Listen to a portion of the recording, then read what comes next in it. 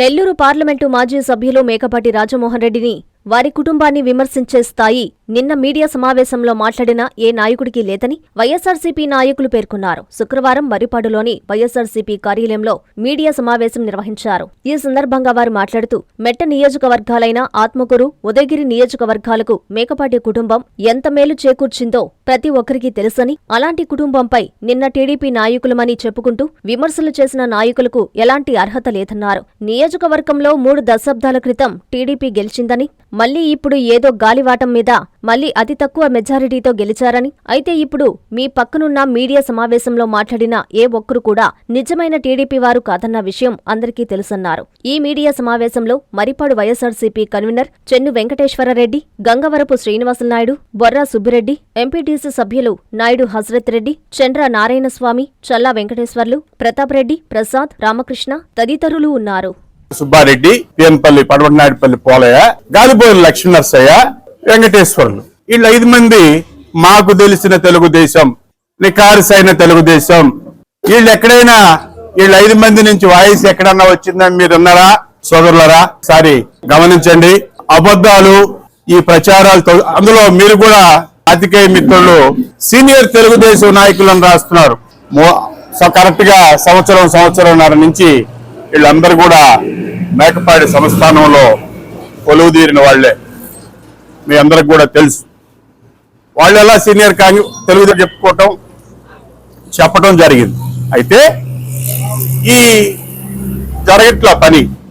పని జరగట్లేదు కాబట్టి నిన్న ఆ సమక్షంలో, జనం సమక్షంలో ఆయన చెప్పాడు, ఒక 2 ఈ సంఘం మండలం నుంచి ఈ విధంగా లంచం తీసుకుంటూ అవి మీరు ఆయన దృష్టిలో 2 అంటే 2 కాదు 500 మంది ఉండారు ఇటువంటి వాళ్ళని మీరు ఒక మెసేజ్ ఇవ్వటం జరిగింది. సరే, ఈ విధంగా జరిగింది. మరి ఈ 2 ఇసుక కొండలు, సంఘం ఇసుక కొండ, మర్రిపాడు ఇసుక కొండ ఎవరు ఎత్తుకుపోయారు? అటువంటి కుసంస్కారమైన మాటలు ఇవి మాట్లాడొద్దు. మేకపాటి వాళ్ళను విమర్శించడం చాలా బాధాకరమైన విషయము. మా విక్రమరెడ్డి గారు ఏమన్నారంటే వ్యర్థ పదార్థాలు వాడుతున్నారు, వాటి వల్ల జబ్బులు వస్తాయి, అవి వాడకుండా గవర్నమెంట్ మీది కదా, అవి వాడకుండా జాగ్రత్త చూసుకోండి, ప్రజలను కాపాడే బాధ్యత ప్రభుత్వానికి అని ఆ మాట అన్నాడు. దాన్ని ఏం చేశారు? అది ఎక్కడికో తీసుకుపోయి రాజకీయ పరంగా చేశారు. ఆయన ఉన్నాడు అల్లంపాడి ఈరారెడ్డి. ఏమంటాడంటే, రాజమోహన్ రెడ్డి గారు ఉన్నారు, బ్రాహ్మణపల్లి పోతే అబ్బా రాజమోహన్ రెడ్డి ఈరుడు, సూర్యుడు, బహాసూరుడు, మహానుభావుడు, భారతదేశంలోనే ఎవరు లేరు ఇంత మహానుభావుడు అంటాడు. ఆ మాట ఆయన వచ్చి అల్లంపాడు వచ్చాడు. అల్లంపాడు వచ్చిన తర్వాత 5 అడుగులు కంపేశాడు రామనారాయణ రెడ్డి ఊర్లోకి రానికుండా.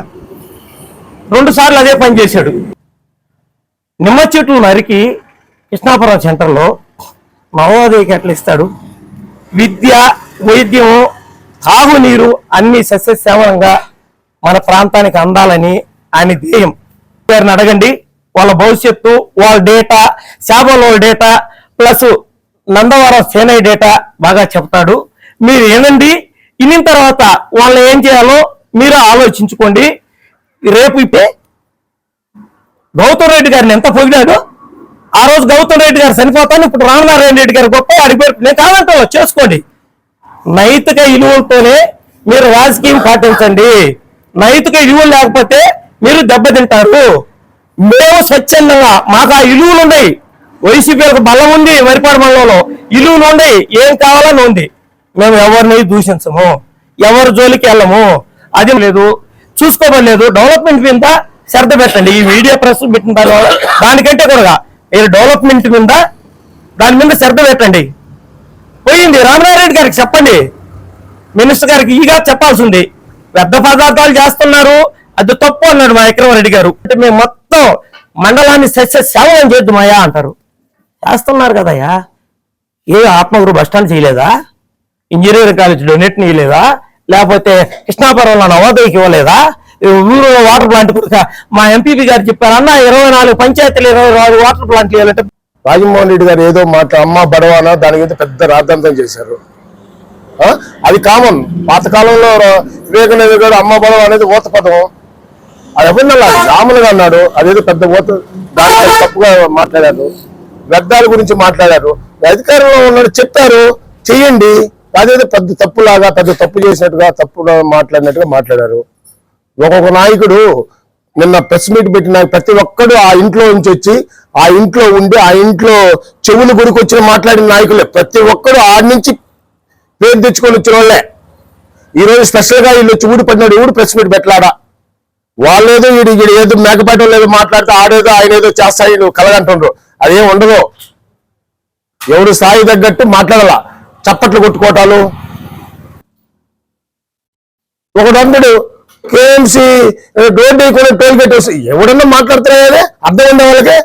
టోల్ గేట్ రోడ్డు ఏంది, టోల్ గేట్ ఎట్టు ఒప్పుకుంటుంది గవర్నమెంట్? వాళ్ళు పర్మిషన్ ఇస్తే టోల్ గేట్ పెట్టి వసూలు చేస్తారు. ఇప్పుడు అధికారంలో టోల్ గేట్ పెట్టమని మరిపాట్లు టోల్ గేట్ పెట్టుకొని వసూలు చేసుకోవాలండి. మన ప్రాంత ప్రజలు తినే ఒక ఆహారాన్ని సంగటి అంటారు అనమాట. ఇది ఇప్పుడు పట్టణాలకు విస్తరించింది. అంతర్జాతీయ స్థాయిలో కూడా సంగటి కంటూ ఒక ఖ్యాతి ఉందన్నమాట. సంగటి అనే దాన్ని వీళ్ళు వ్యంగ్యంగా మాట్లాడడం జరిగింది నిన్న. ఆయన చెప్పడం ఏంటంటే జగన్మోహన్ రెడ్డి గారు పరిపాలనని ప్రజలకు చేరువ చేయడం జరిగింది. ఎన్నో సచివాలయాలు కట్టడం జరిగింది, నెక్స్ట్ పోతే ఆర్బీకేలు కట్టడం జరిగింది, హెల్త్ సెంటర్లు విలేజ్ క్లినిక్లు కట్టడం జరిగింది. వీటన్నిటి వల్ల ప్రజలకు బోర్డులంత ఉపయోగం. అదేవిధంగా మెడికల్ కాలేజ్. అర్థమైందా ఎందుకు చెప్తున్నానంటే, వాళ్ళే ఇప్పుడు గోడ మీద పిల్లలాగా గతంలో మా పార్టీ అధికారం ఉన్నప్పుడు ఎక్కి నిల్చున్న వలసదారులే ఈరోజు రకరకాల వ్యంగ్యాస్త్రాలు సంధించడం మండల ప్రజలకి చాలా దిగ్బయటన చేస్తూ ఉన్నాడు. కాబట్టి ఆయన మాత్రం మాట్లాడటం ఆయనకి అలవాటే. మాట్లాడిన దానికి మనం ఎందుకంటే పాపం ఆయన ఏం చెప్పాలంటే ఆయనకి అలవాటు ఇట్లా మాట్లాడడం. ఈ మధ్య మైక్ అసలు 10 సంవత్సరాలు నాకు తెలిసి ఆయన మైక్ పట్టుకొని అంత దూరంగా పెట్టాను అనమాట. ఈ రోజు ఆయన మైక్ ఇచ్చేసరికి మురిసిపోయాడు. అమ్మ పొడవ పెద్ద రాజమోహన్ సార్ మీద ఆయన రాజమోహన్ సార్ వాల్యూ తెలుసా? రాజమోహన్ రెడ్డి సారు రాష్ట్రానికి దేశానికి వారి దగ్గర 6 లక్షల క్యూబిక్ మీటర్లు, ఏ ప్రభుత్వం అయినా కానీ ప్రజల అవసరాల మేరకు 6 లక్షల క్యూబిక్ మీటర్లు, ఒక్క క్యూబిక్ మీటర్ వచ్చేసి 600 రూపాయలు అమ్మాలి. 6,36 కోట్ల రూపాయల ఇసుకని వారం రోజుల లోపల ఖతం చేశారు. దానికి ఎవరు బాధ్యులు? ఎందుకు రోజు అంటే వీళ్ళు ఏదో చెప్తున్నారు, పిల్లికి పాలు కళ్ళు మూసుకొని తాగిన ప్రపంచం ఎవరో చూడలేదు. వీళ్ళ గురించి రోడ్లోకి వెళ్తే రమ్మాపాలంటే టోటల్ గా ఈ ఆర్డబ్ల్యూఎస్ అధికారులు వెళ్ళి ఈ వాటర్ తాగొద్దు అని చెప్పారు. అదే ఈ ప్రాజెక్టు పూర్తయితే అక్కడ ఎంత ఉపయోగం అండి చెప్పండి. నెక్స్ట్ కూడా ఈ ఏదైతే ఈ వలసదారులు ఉన్నారో, వలసదారులు అనాలో, వలస రహదారులు అనాలో, వలస గ్రీన్ ఫీల్డ్ హైవేలు అనాలో తెలియదు కానీ ఎక్కడ పోయినా ఈ వలసదారులే ఉంటారండి. వలసదారులు అంటున్నా, వలసదారులే ఎక్కడ పోయినా. వాళ్ళు నిన్న ప్రెస్ మీట్ పెట్టి అలాంటి వాళ్ళు ఈ రోజు పెద్ద ఆయన గౌరవనీయులు పెద్ద ఆయన రాజమోహన్ సార్ మీద రకరకాలుగా మాట్లాడడం చాలా సిగ్గుచేటు పరిస్థితి. వాళ్ళ స్థాయి కాదు అది. ఒక మాటలో చెప్పాలంటే మీ స్థాయి అది కాదు.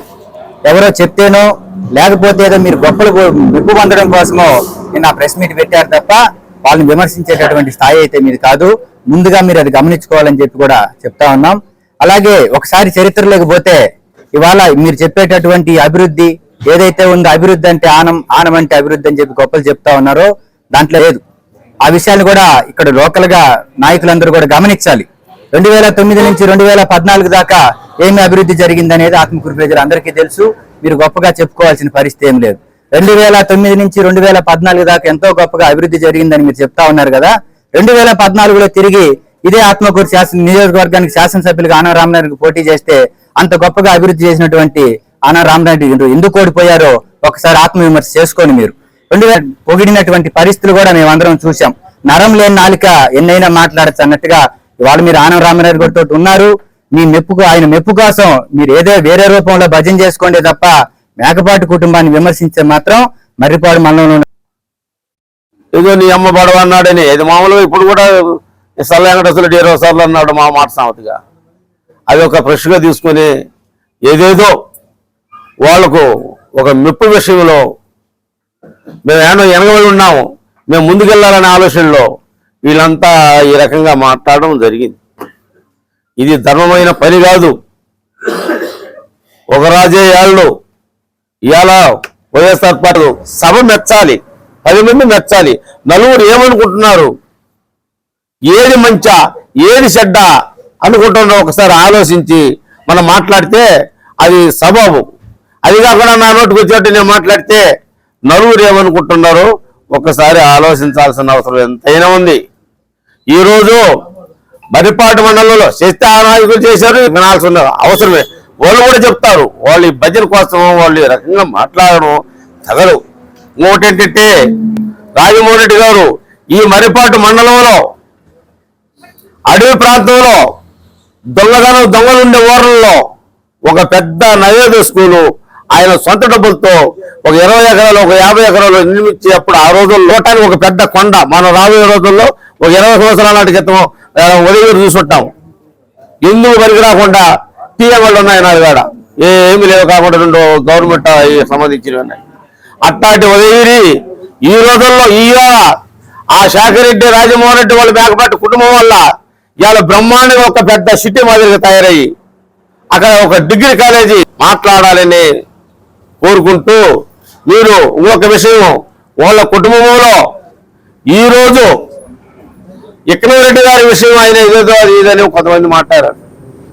ఇక్కనరెడ్డి గారు ఎటువంటి వాడో మనం అందరికీ తెలిసింది, ఎంత మంచివాడో ఎంత మితువైన వాడో. ఆకృతి విల్లాస్ వెంకటగిరి ప్రజలకు గొప్ప శుభవార్త. మన వెంకటగిరి పట్టణంలో మొట్టమొదటిసారిగా ధన్యభూమి డెవలపర్స్ వారిచే సహజ సిద్ధమైన ప్రకృతి ఒడిలో 5.5 ఎకరాల విస్తీర్ణంలో అన్ని ఆధునిక వసతులతో మీకు నచ్చిన విధంగా పూర్తి వాస్తుతో విశాలమైన గదులతో 87 లగ్జరీ డూప్లెక్స్ 3 బెడ్రూమ్స్ విల్లాస్ నిర్మించబడుచున్నాయి. మా ప్రత్యేకతలు విశాలమైన బ్లాక్ టాప్ రోడ్లు, చుట్టూ సోలార్ ఫెన్సింగ్ తో కూడిన కాంపౌండ్ వాల్, కట్టుదిట్టమైన భద్రతా వ్యవస్థ, children's play area, swimming pool, badminton court, basketball court, cricket net practice, విశాలమైన పార్కులు, ఫౌంటైన్లు, వినాయక టెంపుల్ మరియు multipurpose function hall, gym, indoor games కలిగిన క్లబ్ హౌస్. సంప్రదించండి. మా address Akruthi Vilas, opposite to Nagaravanam park, Bharat petrol bunk ప్రక్కన, వెంకటగిరి తిరుపతి హైవే రోడ్.